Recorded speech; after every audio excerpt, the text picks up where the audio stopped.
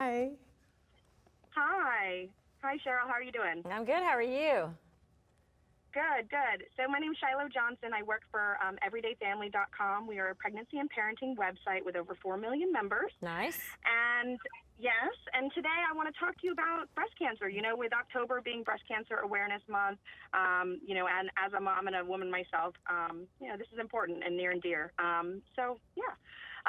You were diagnosed with breast cancer in 2006, and as a breast cancer survivor, I'm hoping you can share with us how your life has changed and what that means to you. Yes, I was diagnosed 12 years ago, so every year that goes by, I feel very celebratory. I don't think about it anymore, although I am very diligent about getting my screening every year, and in some cases 6 months, depending.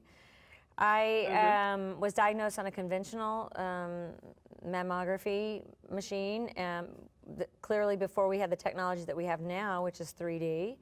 I do have dense breasts, and that 12 years ago was not really a part of the discussion. It was something that you either had or you didn't have, but now we know that there's a risk factor that goes along with having dense breast.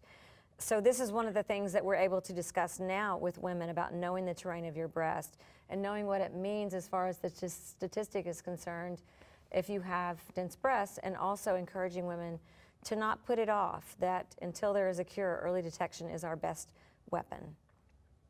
Absolutely. Congratulations, by the way, 12 years. That's awesome. Thank you. Dr. Albright, can you go into a little more detail about this dense breast? Because I haven't heard of this myself, and you know, I'm in my mid-30s and coming up on my time to screen, and yeah, tell us about this. What should we as women be on the lookout for? What can we do to find out if we have dense breasts? I'm so happy we're talking about this. More and more women need to know and need to be aware. So our breasts are composed of fatty tissue, fibrous, and glandular tissue. And the more fibrous and glandular tissue that we have, the denser our breasts are. And the only way you're going to know about your breast density is when you screen with a mammogram. There are no other signs or symptoms of that. And so it's important to get the mammogram, and then once you have the mammogram, speaking to your doctor, your OBGYN or your internal medicine specialist, whoever sends you for it, you know, about the amount of density that you have. Density appears white on a mammogram, and so does cancer. So that's why density, you know, extreme density can make it more difficult to detect a cancer during a routine screening mammogram.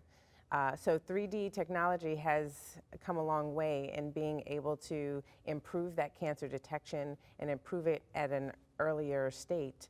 And so that's why it's very important that we start talking about this so that more women know and can be aware of this when they're screening. So when I go to get screened, say just a traditional mammogram, and I find out I have a lot of the white space, and meaning dense breasts, and so is that then you would take the next step to do this 3D, or is this now the standard? I believe 3D should be the standard. It is not currently the standard everywhere. A lot of places will still have 2D mammography, but what we're encouraging is that 3D mammography is the best screening technology out there, regardless of your breast density. But I definitely would not do a two-step process. I would go straight to a 3D mammogram for your screening. Okay, wonderful. Thank you for that advice. Sheryl, what do you hope that women learn from your experience?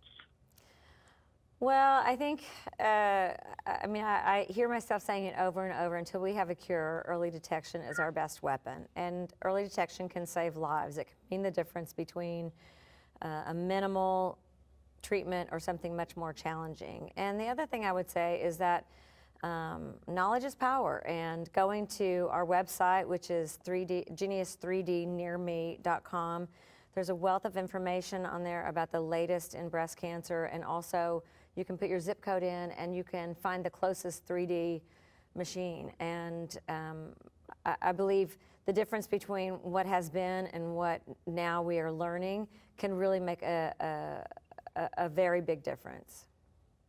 Absolutely. Thank you so much for sharing your story and also just this information. I think it's important to get this out there to everybody, and you know, they need to be aware that there is new technology out there that can better prepare them. Yes, absolutely. I agree. Thank you. Wonderful. Thank you. Have a great day, guys. Thank you. Bye-bye. Bye. Clear.